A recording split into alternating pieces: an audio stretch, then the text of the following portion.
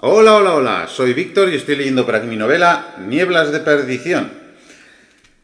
Iba a grabar todos los vídeos al principio de seguido para librarme de ello, pero me llevó más tiempo de lo que pensaba y por eso solo voy a publicar ahora los jueves. En vez de martes y jueves, los jueves.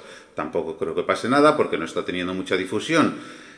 Si quieres hacer presión para que lea más a menudo, ya sabes, comparte, difunde el vídeo y a lo mejor me motiva más que escribir, aunque eso es bastante difícil.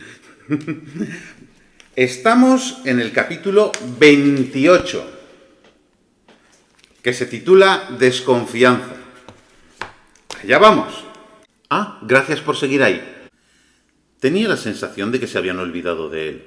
No solo Olga, de quien no sabía nada desde su visita del viernes, sino también los de la comisaría. Tenía la boca muy seca y le dolían las tripas de hambre. Los gritos y golpes no servían para reclamar atención. Estaba más que comprobado. Tampoco había ningún otro preso con el que charlar y se negaba a hacerlo con los que moraban dentro de él, intuyendo qué sucedería si lo hacía. Desde allí no se oían los carros y caballos de la calle, apenas algún sonido ocasional perteneciente a conversaciones ininteligibles al otro lado de la puerta. Hasta una gotera le podría haber servido de entretenimiento, solo disponiendo de regueros mudos humedeciendo las paredes enmohecidas. Sonó un golpe metálico y dos clacs seguidos, antecediendo el mecanismo de la cerradura. Entró un agente, sin cerrar tras de sí, con una jarra y un plato de madera. Los dejó al otro lado de los barrotes, justo al lado, alejándose acto seguido. Diego se abalanzó sobre el recipiente y bebió cuanto pudo, atragantándose y tosiendo por el ansia con que había introducido el líquido. Se trataba de agua fresca y limpia, contra todo pronóstico. Cogió el currusco de pan duro que constituía el único alimento recibido y lo rolló con avidez. Estaba como una piedra. Intercaló sorbos con pedacitos arrancados con los dientes, reblandeciendo lo ingerido, anhelando los tiempos en que habría sido jugoso, de escanda o maíz, y acompañado por mantequilla y miel de montaña. Dos agentes pasaron bajo el dintel, malhumorados, haciéndole un gesto al que se encontraba dentro para que se fuera. El más bajo volvió a la superficie metálica tachonada, sin que nadie pasase la llave. El alto y musculoso miró con desprecio a Diego, que siguió comiendo y bebiendo. «Mira cómo engulle el gochu. ¿No te han enseñado modales, cretino?» No había cabida para respuestas, si eso suponía perder un bocado. «Alguien debería leccionarle», propuso el menos corpulento, golpeando la puerta con la palma abierta, haciendo que el material retumbase. «Sí», afirmó el grande, mientras la cerradura que daba al resto del edificio era manipulada desde fuera. «A este energúmeno le faltaron unos cuantos sopapos de crío». Los pestillos sonaron. «Nunca es tarde para enmendar ese tipo de fallos». «Hay buenos hombres en el hospital por tu culpa, amigos nuestros», espetó el pequeño, atusando su bigote de extremos rectos, con un último ruido procedente de la salida. «Vamos a darte la recompensa que has ganado disparando a servidores de la ley», aseveró el de mayores dimensiones, abriendo la celda con una llave solitaria que había guardado dentro del puño hasta ese instante. «Yo no toqué ni una escopeta en la plaza, si se refiere a eso, agente». La estructura de barrotes se deslizó con un sencillo movimiento. Diego se echó hacia atrás, sin levantarse, sujetando la jarra y el trozo de pan. «Ya, claro. ¿Insinúas que se liaron a tiros entre ellos?» «Había mucha niebla, agentes. No vi nada que pueda serles de utilidad». Una bota de cuero con punta reforzada chocó contra la nariz de Diego, tras una amplia zancada que introdujo al más cercano en el reducido habitáculo temporal. Era la primera vez que recibía un impacto justo ahí. El dolor fue tan intenso que se le saltaron las lágrimas y la sangre manó en abundancia, llegando hasta la barbilla. Le recordó a cuando a Estefanía se le partió la napia, solo que entonces él no percibió nada físico. Los disparos eran harina de otro costal, ya que la maldición había atenuado con rapidez el sufrimiento producido por todos menos el último. Al parecer, la cara era más sensible que una pierna. Aunque había sido demasiado lento como para protegerse el rostro de la primera patada, para la segunda ya tenía los brazos cruzados a modo de escudo. Descubrió que los dedos rotos tampoco eran de su agrado, percibiendo los crujidos escandalosamente cerca. Agitarse no le ayudó demasiado, ni siquiera a evitar los cachiporrazos del otro agresor en tobillos, espinillas y una rodilla. Creyó que sus angustiados gritos atraerían al que le había proporcionado sustento, dándose cuenta al momento de que seguramente sería quien había cerrado la puerta y no detendría a sus compañeros. Proporcionarle alimento antes de darle semejante paliza era con pasión un engaño para que lo pillasen desprevenido o directamente algún tipo de burla. Pegó un puñetazo bastante flojo, que tuvo más repercusiones en sus quebradas manos que en las extremidades alcanzadas. La suela cayó de pleno sobre su mandíbula, saltándole varios dientes, impregnándole la lengua de líquido vital y tirándolo al firme por completo, haciendo que la parte posterior de la cabeza diera contra una dura baldosa. Abrió la boca al máximo, interponiendo los antebrazos para no perder más dientes y mantener a salvo los ojos, procurando concentrarse en quienes le podían ayudar. Era difícil pensar recibiendo tal volumen de ataques, que no cesaban y variaban de objetivo anatómico. Su abdomen fue maltratado por uno, mientras el de la cachiporra castigaba el costado y lo insultaba. Llamó a la niebla, sin restricciones, evitando contenerse, ayudándose por la bilis que ya emergía de su interior a causa de la agresión a su zona estomacal. Daba igual lo que sucediera, con tal de que aquello parase. Era incapaz de soportarlo. Notó la tráquea ensanchándose, un cúmulo generándose de la nada, y, finalmente, un chorro a presión emergiendo al exterior, llevándose dientes sueltos y arrancando algunos solo magullados, arremetiendo contra quienes actuaban sobre él. Ambos uniformados se echaron atrás, rodeados enseguida por una potente vaporosidad inexplicable que los sumió en un desconcierto respaldado por la bruma que surgía de suelo y paredes entre fulgores intermitentes. La primera estela azul provocó un improperio, hasta que se desveló la silueta a la que pertenecía saliendo de la difusa materia gaseosa, generando sendos berridos de espanto. En segundos, todo el espacio contenido por la sólida puerta de metal se convirtió en un mar argénteo que impedía ver nada. Diego no deseaba que el fenómeno se descontrolara totalmente, solo librarse por la vía rápida del origen de tanto padecimiento corporal. Una vez en proceso, intentó dominar la emisión, retener a sus enemigos, dirigirse de forma mental a Estefanía y al resto del servicio leal, que ya le habían ayudado en la mansión. Se le antojaba preferible que esos hombres fueran poseídos y los liberasen antes de que resultasen dañados o tomados por Amelia y los suyos. La maldición, que algunos habían considerado un poderoso don, era un arma de dos filos. Podía salvarle o conllevar su final.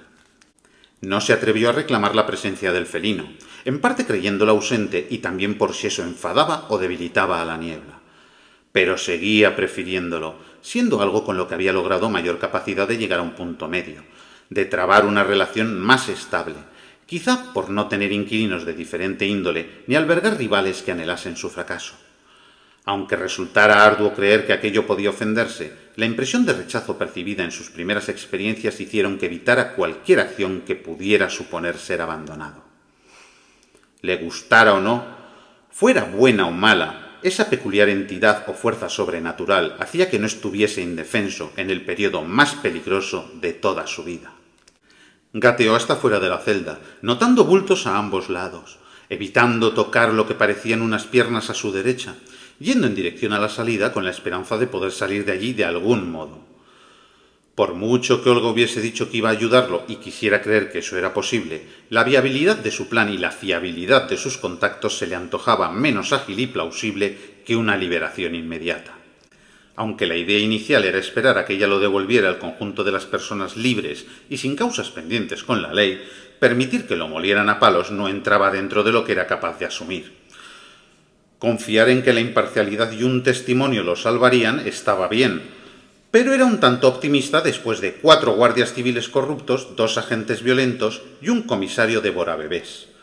El mayor gesto de cordialidad recibido, aparte de la impagable visita de Olga, había consistido en que le dieran un currusco y agua, suponiendo que fuera un acto bien intencionado. «Estefanía», llamó, esperando que estuviera allí. «Soy Diego. El de fuera tiene las llaves. Por favor, libérame».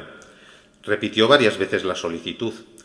No hallando respuesta, pronunció los nombres de todos los sirvientes, a excepción de Petra y Mauro, vocalizando la misma petición. Le dolía el cuerpo y estaba hundido a nivel emocional. Se pegó a la puerta, necesitando el contacto de la fría superficie como ancla con un mundo que ni siquiera era factible ver. La apertura de lagrimales al recibir el puntapié en la nariz había sido una reacción automática de sus músculos faciales. Los ríos que emergían de él en ese momento eran de angustia, el producto material del derrumbe psicológico más brutal. El llanto se impuso a la quietud de los calabozos y también al emergente griterío procedente del exterior. «Tranquilo, señorito, estoy aquí», dijo Estefanía, al otro lado del grueso metal. «Enseguida le abro». Le reconfortó oírla. Su estilo de vida se había precipitado por un abismo insondable. Estaba maldito y había matado a varias personas. La mayoría a causa de la maldad de ellas o de forma involuntaria y achacable a otras entidades que moraban o habían residido en él. Pero aquella voz amistosa otorgó fuerzas a la debilitada brizna de esperanza que albergaba en su interior. Le hizo creer que quizá merecía una oportunidad de salir adelante. La barra cayó al suelo, los pestillos se deslizaron y el mecanismo que abría la puerta ejerció su función. Diego se apartó y apoyó la palma en un lateral, alzándose como pudo a pesar del suplicio que implicaba. La superficie vertical invadió el pasillo entre cubículos, haciendo que la neblina se remolinase hasta juntar sus partes divididas. El agente que le había alimentado aún fue visible durante unos segundos, ofreciéndole la mano para salir de allí. Tras un pasillo y 11 escalones, avanzaron por la planta baja, entre 2 escritorios, percibiendo el alboroto que se había formado fuera. Líneas índigo y ultramar atravesaron las densidades ambientales como rayos en la tormenta. Las desordenadas frases humanas de asombro se tornaron en chillidos y al poco en estruendos. Hubo golpes, disparos y palabras mal pronunciadas en una inconexa melodía del caos, dotada de una alteración agresiva que impulsaba a unos contra otros.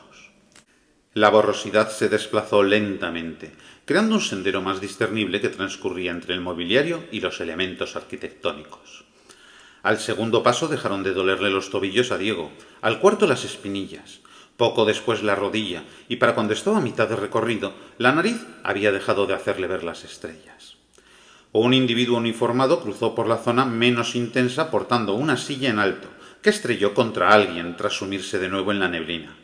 La boca ya no le hacía padecer tanto, pero el sabor a sangre seguía ahí y podía sentir huecos entre los dientes. Supuso que el hueso tardaba más en regenerarse, sin dejarse abatir por eso. De la borrosidad reinante apareció Amelia, secundada por Ignacio, Petra, Mauro el cochero y los guardias. La primera lo miró aviesamente y alzó un poco una de las comisuras, sonriendo con malicia. «Esos son los que os mataron y sus cómplices, amigos», gritó Diego, tan alto como pudo, de manera contundente, generando una abrupta interrupción de los altercados. «A vosotros, que compartisteis vuestra vida conmigo, que me disteis cuidados, lealtad y cariño con una generosidad inigualable». Los resplandores azules estallaron como cañonazos en la tempestad. «Ellos os envenenaron. Amelia e Ignacio lo orquestaron. Mauro y Petra lo ejecutaron. Los otros los respaldaron y protegieron». 9 coloridas líneas surcaron la amplia estancia de límites perdidos, dejando caer cuerpos al suelo, incluido el que había ocupado Estefanía para liberar a Diego. «Mientras erais asesinados con el té, a mí me apuñalaba mi prometida». Todas las manifestaciones etéreas aliadas del recién liberado arremetieron contra los implicados, sin atisbo de duda ni piedad alguna. Antes de que pudieran reaccionar, mientras Amelia pronunciaba frases que nadie escuchaba, los que habían acompañado a lo largo de los años a Diego atravesaron múltiples veces a los Balbuena, a los traidores y en menor medida a los demás, creando un entresijo de estelas enredadas que se movieron a gran velocidad hasta unirse en una bola expansiva, aprisionando dentro a quienes habían sido incapaces de repeler el ataque múltiple, quedando atrapados en una explosión lumínica que lo irradió todo. De fondo se escuchaba una voz humana, procedente de algún sitio cercano, pero Diego no le prestó la menor atención. Cuando el combate espiritual cesó, allí quedaron los 9 criados fieles en círculo mirándolo, y en el centro Santiago, su padre, abriendo los ojos a una existencia que le había sido censurada desde que fuera engullido al intentar ayudar a su descendiente. De los entes malignos no quedaba ni rastro. Estefanía, Leticia, Pablo, Adrián, Candela, Blanca, Héctor, Aurora, Maite. Muchas gracias. Descansad, por favor. No os sintáis obligados a seguir conmigo. Id al lugar al que tengáis que ir. Os habéis ganado la libertad de una cárcel mística e injusta, producto de una maldición que no pedí. Volad hacia donde queráis. Padre, me alegro tanto de verte de nuevo. Temí por tu existencia al ver cómo esa malnacida te hacía desaparecer. Ahora puedes marchar, ya nada te retiene. Tranquilo, estaré bien. Nuestro sitio está a su lado, señorito, respondió Estefanía. El mío también, añadió Santiago. En mitad del emotivo momento, el comisario irrumpió en aquel corredor más liviano entre densas brumosidades, con expresión aterrorizada, desgañitándose a pleno pulmón, intentando hacer llegar un mensaje que llevaba rato transmitiendo y había sido amortiguado por el fenómeno e ignorado por aquel a quien se dirigía, más concentrado en otros menesteres de mayor relevancia para él. «Detenga esto y no siga dañando a mis hombres, me rindo», enseñó las palmas y se arrodilló. «Son buenas personas que solo intentan servir a los ciudadanos de la mejor manera posible. No sé cómo hace esto, pero no es necesario matarlos. Le ruego que les permita volver a sus respectivos hogares, con las familias que tanto los necesitan». «Débora bebés», dijo Diego, haciendo que los fantasmas volasen hacia quien hablaba. «Acabaré con todo eso y aceptaré el testimonio de Olga Balbuena», aseguró, ojiplático ante los sirvientes incorpóreos que circunvalaban su posición mirándolo con un claro anhelo de abalanzarse sobre él. «Redirigiré las culpas a un asesino probado y una manada salvaje». Santiago se colocó a medio metro de su faz parcialmente amoratada, haciéndolo temblar horrorizado. «Cese esta tormenta espectral y retiraré los cargos, asumiendo un error garrafal». Un extraño chirrido corporal surgió al unísono de las gargantas no materiales. También dimitiré. Soy un caballero de palabra, aunque todavía no lo haya comprobado usted». Diego no confiaba en nada de lo que pudiera decir aquel sujeto. Incluso cumpliendo con lo que afirmaba, estaba por ver si ese asesino probado no acababa siendo alguien para quien semejante castigo fuera excesivo. Aún así, decidió seguirle el juego por si acaso. Suavizará la información para que no perjudique a la única Balbuena que se merece respeto. Diego no confiaba en nada de lo que pudiera decir aquel sujeto. Incluso cumpliendo con lo que afirmaba, estaba por ver si ese asesino probado no acababa siendo alguien para quien semejante castigo fuera excesivo. Aún así, decidió seguirle el juego por si acaso. Suavizará la información para que no perjudique a la única Balbuena que merece respeto. Sí. No hay por qué entrar en excesivos detalles, concedió él. Apártese a un lado, caballero de palabra, indicó, aplicando cierto sarcasmo voluntario a la autodenominación del comisario Varela. Estaba hablando con los míos, a quienes envenenaron algunos de sus colegas de reuniones clandestinas. Me encuentro rodeado. El mandamás del edificio se introdujo en la niebla en cuanto el cerco fantasmal dejó de girar en torno suyo e hizo un hueco para que saliese, permaneciendo a un lado, con solo parte del rostro a la vista, atenazado por el miedo, pero no queriendo irse sin una confirmación del final de aquella situación de descripción inviable en ningún informe oficial. «Os quiero», afirmó Diego, transmitiendo toda la sinceridad que pudo. «No solo me habéis acompañado en vida, sino también durante los días más aciagos de mi existencia. Sois los mejores. En serio, volad hacia donde queráis. No os quedéis aquí atrapados por mí. Ya habéis hecho más de lo que merezco». Un océano de destellos plateados inundó la estancia de límites invisibles, haciendo que todo pareciera irradiado por efímeras estrellas celestes. Los objetos físicos se sacudieron súbitamente, lanzando por los aires los más pequeños, como alcanzados por intensas ráfagas de viento, incluyendo ventanas y puertas que se abrieron de golpe, reventando cristales y provocando remolinos en la brumosidad. Diego permaneció quieto, ajeno a tal fuerza elemental. El comisario salió despedido hacia atrás hasta que su zona lumbar se topó con un archivador bajo. El impulso lumínico y el vendaval sobrenatural cesaron. La peculiar vaporosidad se expandió de forma difusa, reducida en densidad, permitiendo discernir los bordes físicos del entorno, conquistando áreas externas al edificio. No se veían entidades translúcidas a las que seguir dirigiéndose, así que Diego dio un primer paso que precedió a otros, sin hallar nadie que lo detuviera, hasta llegar al umbral del edificio. El comisario observaba petrificado, sin decir palabra ni moverse para ayudar a sus subordinados, inconscientes o gimiendo según el caso. Afuera, la niebla argente había conquistado las calles circundantes a baja altura, permitiendo ver los edificios, recordando al fenómeno meteorológico normal al que se asemejaba, difuminando la realidad sin ocultarla de un modo tan radical, pero aún dotada de una cualidad cromática atípica y brillos ocasionales. A medida que andaba, descubría siluetas azuladas que no había visto antes, aparentemente más relacionadas con los lugares por los que pasaban sus habitantes o los transeúntes que caminaban por la calle que con él. No le preocupaban las presencias fantasmales, por muy escalofriantes que fueran, deduciendo que ya se encontrarían allí antes y la diferencia era que en ese momento era capaz de verlas.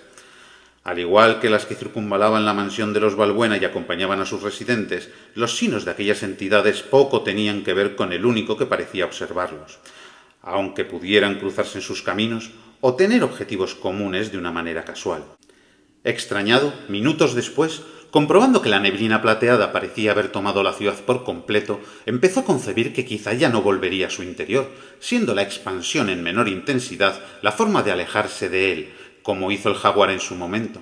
Sin embargo, su incomprensión del supuesto don hacía que eso solo se tratase de una suposición. ¿No era digno? ¿El entorno había variado? ¿El raro poder estaba mutando o solo se trataba de un descanso? La contradicción y la incertidumbre lo embargaban por completo. Por un lado, le tranquilizaba desprenderse de la parte negativa en que no controlaba sus actos, y esperaba que eso otorgase a sus difuntos la paz eterna. Por el otro, la ausencia de huéspedes inmateriales conllevaba una falta de protección que le acongojaba. De nuevo, aquel padecimiento místico lo había salvado de un fatídico destino. Sin capacidades ajenas, seguramente todavía estaría recibiendo una paliza insoportable que podría haber acabado con él. Seguían faltándole dientes, pero avanzaba por la calle carente de sufrimiento físico, tan solo asediado por una elevada pesadumbre mental.